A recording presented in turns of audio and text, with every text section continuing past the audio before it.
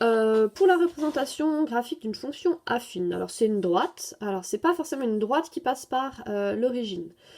La droite, quand elle passera par l'origine, ce sera la représentation d'une fonction linéaire, donc c'est une fonction affine particulière. Là, toutes les droites, n'importe quelle droite, seront des fonctions affines.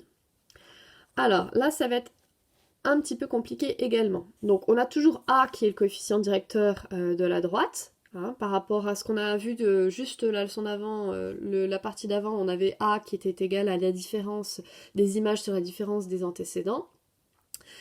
Et bien là, ça va être le cas également, on va le voir concrètement ce que ça signifie cette différence d'accroissement, d'évolution entre les abscisses et les ordonnées. Donc c'est le coefficient directeur. Et puis le nombre b, c'est l'ordonnée à l'origine, c'est-à-dire c'est la droite que l'on va obtenir, elle va passer par le point de coordonnées 0b. Donc c'est-à-dire à l'origine, quand l'abscisse est de 0, eh bien on va avoir pour ordonnée b. Tout simplement, on le regarde sur l'expression algébrique, c'est vrai que si on part de x égale 0, à x ça fait 0, et donc l'image sera uniquement b.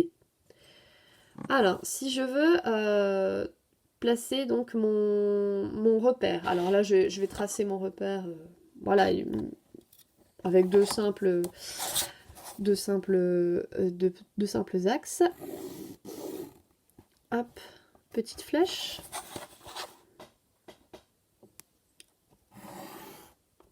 Voilà, petite flèche.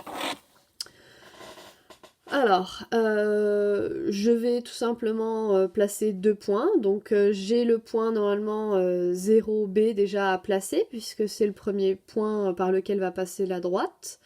Il m'est donné assez facilement. Ici, B, c'est 2, et A, c'est 5.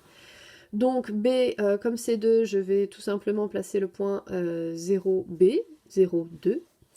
Alors, mes graduations, je vais choisir ici de graduer comme ça pour 1, 2, 3, 4, 5. Et de l'autre côté, je vais plutôt faire ici pour 2, 4, 6, parce que ça va augmenter assez régulièrement. Donc là, on a X, et ici, on a f de X, les images. Donc 0, 2, le point, il va être ici. Donc mon premier point, c'est lui.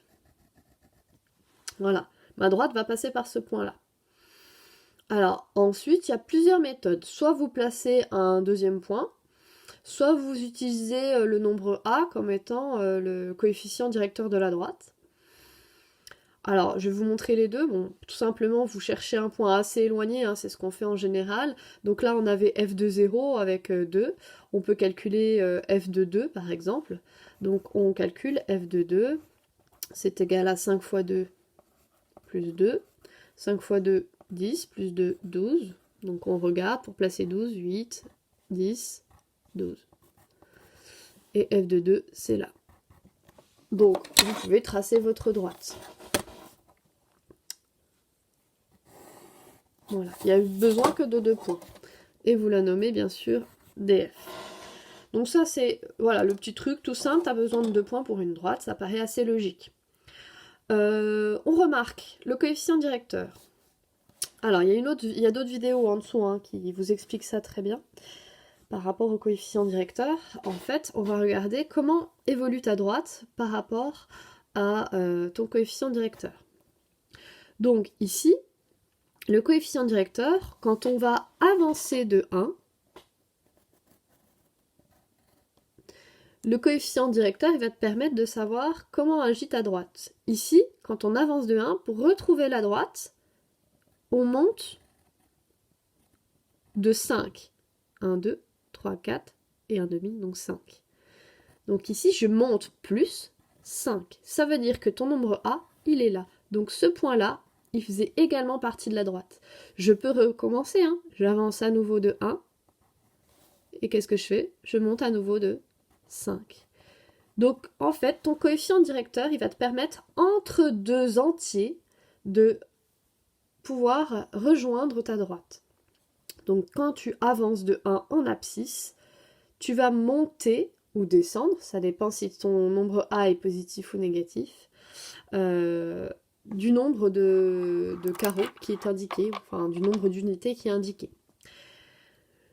Donc le coefficient directeur, comme pour les droites linéaires, je vous avais fait noter la remarque, quand il est positif, la droite va monter, quand il est négatif, la droite va descendre. Si le nombre est très petit, imaginons que ce soit 0,5, c'est vrai que la droite va être presque à l'horizontale, d'accord? Donc quand c'est un nombre petit entre 0 et 1, la droite est très basse, comme ceci. Quand c'est un nombre comme 5, 10, 15, etc., la droite va être de plus en plus verticale. Donc voilà, il peut y avoir des incidences quand vous voyez que c'est un grand nombre devant le x, un grand nombre positif, vous avez tendance à repérer des droites bien verticales, en tout cas qui vont vers la verticale. Quand ce sont des tout petits nombres en dessous de 1, entre 0 et 1, vous vous attendez à des droites presque horizontales. Quand ce sont des nombres négatifs, ça fonctionne de la même manière, presque horizontale entre moins 1 et 0. Et puis quand c'est en dessous de moins 1 et que ça commence à être moins 15, moins 100 ou je ne sais quoi, ben, on va avoir presque des verticales qui descendent. Voilà. Enfin, je vous ai mis dans la leçon pour terminer ce petit schéma avec les différentes fonctions affines particulières pour vous rappeler. On n'a pas forcément parlé, c'est les fonctions constantes qui existent. Ça arrive, hein, c'est des fonctions affines aussi particulières. Après tout, si B a le droit d'être égal à 0 pour avoir une fonction linéaire, eh bien A aussi peut être égal à 0. Dans ce cas-là, ce sont des fonctions constantes.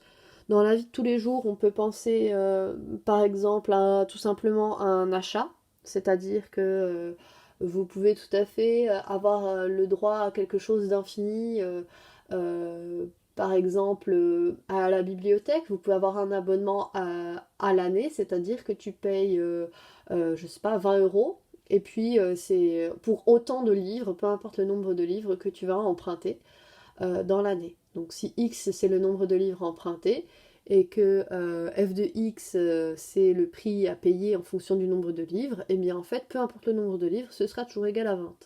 Fonction constante. Et puis il y a la fonction nulle, qui, comme son nom l'indique, ne sert pas à grand chose. Voilà. Donc ces trois fonctions-là font partie des fonctions affines. Donc je vous ai fait un petit schéma. Donc la grande famille des fonctions affines, dedans on a les fonctions linéaires et les fonctions constantes, et la fonction nulle, qui est une fonction linéaire particulière, mais aussi une fonction constante particulière, et surtout une fonction affine particulière. Donc voilà un petit peu pour englober tout ça. Voilà, j'espère ne pas avoir été trop longue et puis avoir réussi à vous expliquer à peu près correctement la leçon.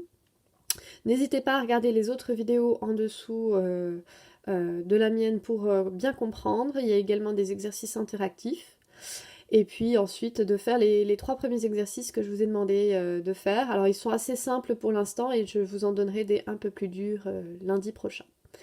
Voilà, bonne journée à vous, bon courage!